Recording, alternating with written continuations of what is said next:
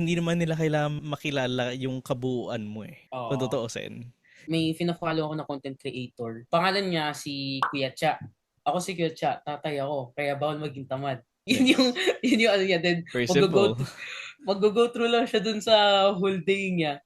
Tapos gamit niya lang parang isang Android phone. Hmm. Tapos mag-video-video lang siya na nagtatrabaho siya, na Hmm. nagda-drive siya ng truck. Tapos lalagyan niya lang ng voice over. Ako si Kuya Cha, tatay ako, kaya bawal maging tamad. So pumunta kami dun sa gano'n. Gano'n lang yun. Ano. Tapos Hmm. ang daming views na nakaka-relate sila. Hmm. So, there's really no excuse basta. You have a story to tell. I think magandang example yan dun sa Mm. character building. Kasi, di ba, napakasimple eh. Ako si Kuya Cha, tatayo ko, bawal Mm. maging tamad. So yun na yun eh, di ba? Pangalan niya, sino siya, ano yung gigil niya, bawal maging tamad kasi padre de pamilya ako.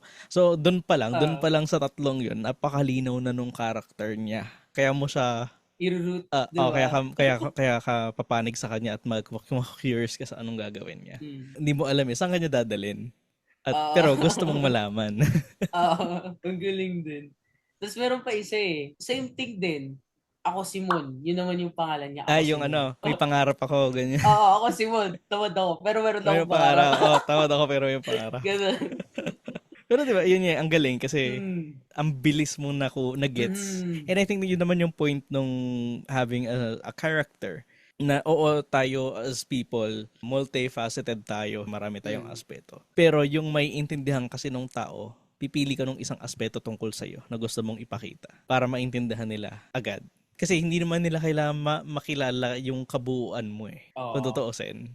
Yung mga ganun, pwede mo siyang i-reserve for people talaga na may pakialam ka, Oo. pamilya mo, kaibigan mo, partner, whatever.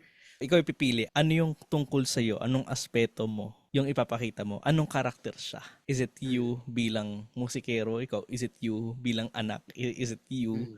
bilang estudyante? Ganyan. Mm.